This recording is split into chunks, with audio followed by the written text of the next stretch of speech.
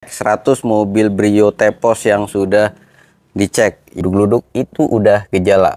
Walaupun saat jalan belum bunyi, itu tinggal tunggu waktu aja. Narik kiri, narik kanan. Jadi kalau mobil di bawah tuh, kalau kita lepas setirnya pengennya ke kanan terus. Kalau narik kiri, ke kiri terus. Ada muncul buih-buih lumpur seperti itu. Beberapa kali ditemuin. Sarannya kalau pakai Brio ini jangan 10.000 baru ganti oli mesin. Kalau bisa lebih.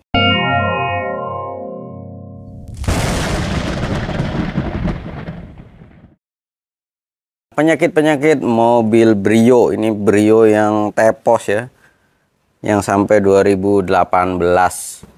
Penyakit-penyakit yang sering ditemuin, saya ambil dari 100 mobil terakhir yang dicek, 100 mobil Brio T-Pos yang sudah dicek ya. Jadi ini Brio yang sampai tahun 2018.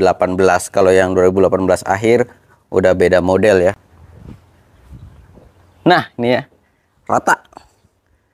Yang rata Brionya. Dari 100 mobil yang sudah dicek, penyakit-penyakit yang ditemuin ini akan saya informasikan. Oke, langsung aja kita bahas tanpa AIWO babi bubebo. Untuk bagian mesin, biasanya untuk kilometer yang sudah mulai di atas 70.000 itu mulai ada rembesan-rembesan di bagian mesin. Ya, baik bagian mesin atas, depan sini, atau di sambungan antara transmisi dan mesin. Itu adalah seal crankshaft, itu yang sering ditemuin rembesan pada mobil Brio ini. Kita tengok contohnya nih ya. Lihat tuh ya. Nah itu ada rembesan, mulai rembesan. Kalau sudah netes, kalian parkir terus sudah ada tetesan oli di garasi, harus segera diperbaiki.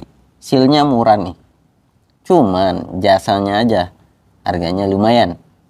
Terus beberapa kali juga saya temuin tuh kondisi ruang mesinnya itu sering ada muncul lumpur-lumpur ya, buih-buih lumpur seperti itu ya. Beberapa kali ditemuin. Jadi sarannya kalau pakai Brio ini jangan sampai 10.000 baru ganti oli mesin. Kalau bisa lebih frekuensinya lebih dicepetin. Oke, biasanya kalau kilometer sudah di atas 70.000 itu mulai ada kerusakan pada bagian kaki-kakinya nih. Biasanya rekstir tuh sering bunyi ya. Kalian bisa coba tes goyangkan kanan kiri aja, nggak usah banyak-banyak, 10 derajat kanan 10 derajat kiri gitu ya. Dia bakal bunyi gluduk gluduk gluduk gluduk atau tidak. Biasanya kalau pas diem udah bunyi gluduk-gluduk itu udah gejala. Walaupun saat jalan belum bunyi, itu tinggal tunggu waktu aja. Nah, biasanya kalau diputar gini bunyi gluduk gluduk gluduk gluduk gluduk. Rekstirnya itu memang sering kita temuin pada Brio, kerusakan pada rekstir. Servisnya berapa? Servisnya bisa di angka 1 juta sampai 1,5 juta tergantung bengkelnya. Ya, salah satu penyakit yang sering ditemuin AC kurang dingin, kompresornya itu bunyi ya. Saat AC on, kompresornya, mesinnya suaranya jadi kasar. Untuk AC kalian bisa menggunakan alat termometer ya. Termometer makanan. Nah, seperti ini kalian masukin ke setiap register AC. Kalau siang hari itu normalnya suhunya itu 10 derajat ya. Normalnya 10 derajat. Kita tungguin aja beberapa menit, semua tertutup.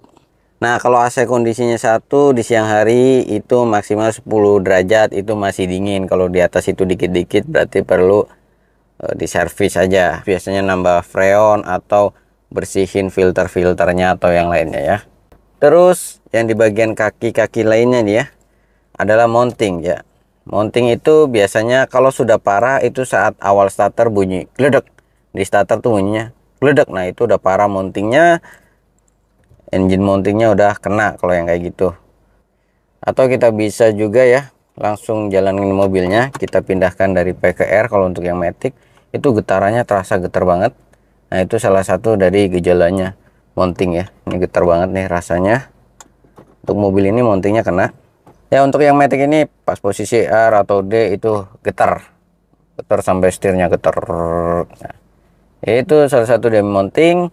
Untuk gejala lainnya yang paling benar-benar kerasa saat starter bunyi gluduk. Nah itu oke ya, kita lanjut. Biasanya itu di bagian kaki-kaki ya, entah itu karet robek, basah, bocor, ataupun oblak atau goyang ya.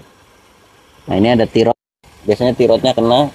Kalau kita bisa gunakan tangan ya, biasanya kalau dia udah rusak diputar nggak pakai tenaga pun enteng ya, digoyangkan kanan kiri dia mau muter enteng, itu biasanya udah aus. Nah karet steering rack biasanya ada yang robek atau sudah basah, udah hitam. Kemudian link stabilizer juga sama, biasanya karetnya ada yang robek jadi basah. Nah ini kalau ini mobilnya, nah ini ya, ini link stabilizer, ini yang masih oke.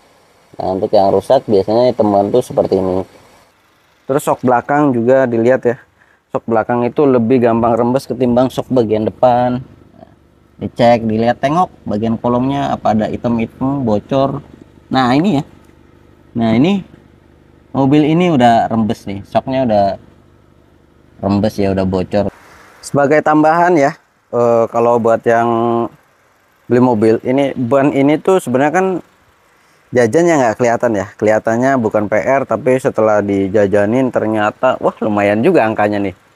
Kalau mobil ini 850.000 per ban, dikali 4 aja udah duit ya. Itu yang nggak kerasa. Kalian bisa lihat ya ketebalannya berapa, tebel nggak nih. Terus dicek juga kode produksi bannya, ini tahun berapa. Seperti ini kan masih baru nih, minggu ke 22 tahun 2024, masih tebel ya.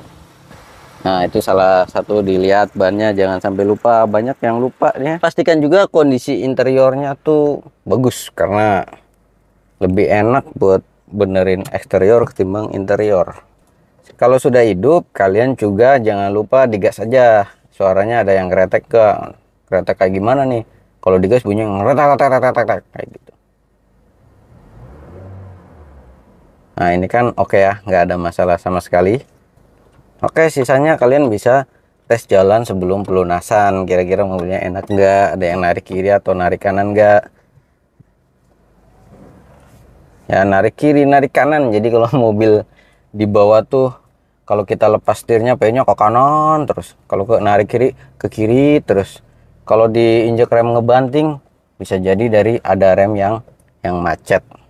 Kalau setirnya nggak mau lurus, narik kiri narik kanan terus, kaki-kakinya bagus semua ya, biasanya dari remnya yang macet ya.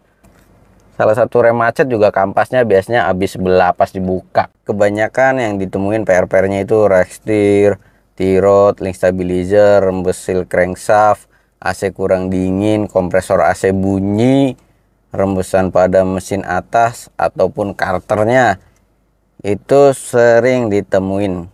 Sama satu lagi, mesinnya ada lumpur-lumpurnya. Itu biasanya terlalu mepet ganti olinya ya. Kalau bisa jangan sampai mepet di 10.000. Penyakit-penyakit itu bisa dibenerin, bisa balik lagi dengan kondisi yang baik kalau digantinya dengan part yang berkualitas. Juga kalian bisa catat, kalian bisa cari kira-kira itu harganya berapa. Pas kalian mau beli mobil, kalian lihat mobil, kalian lihat kira-kira dari daftar itu apa aja yang udah kena. Itu daftar-daftar itu sebenarnya tinggal nunggu waktu aja, nanti bakal kebagian kena penyakitnya. Tapi itu adalah perbaikan yang wajar karena kemakan usia atau kondisi jalan.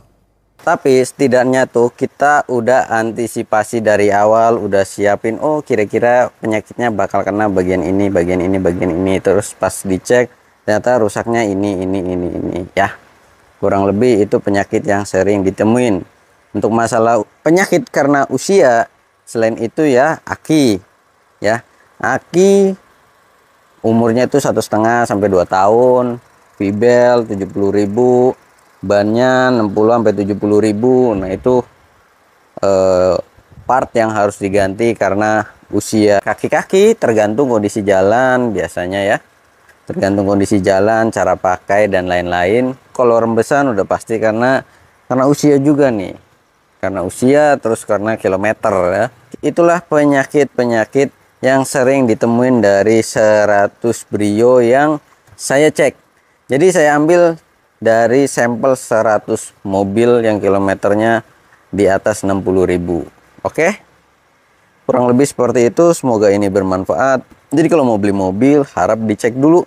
Kalau ada kerusakan, kita udah tahu di awal, kita udah siapin budgetnya, kita bisa buat nego, atau kita tetap beli dengan harga yang penjual mau, tapi kita udah siap nih. Saya beli di angka segitu, tapi saya udah siapin nih perbaikannya sekian, jadi nggak kaget. Oke. Kalau saat itu belum kena, tinggal tunggu waktu aja. Nanti juga akan ada gilirannya. Jadi hal-hal kayak gitu harus bisa diingat dan harus bisa diperhitungkan ketika kita membeli mobil. Ya, semoga ini videonya bermanfaat, terutama buat kalian-kalian yang awam, kalian yang mau beli mobil. Kalau kalian nggak ngerti cara ngeceknya atau ragu-ragu, ini sebenarnya bagus apa enggak, ragu, nggak bisa mastiin, kalian bisa pakai jasa inspeksi atau mekanik atau orang yang ngerti mobil, atau teman kalian yang ngerti mobil ya, atau bisa menghubungi inspektor mobil.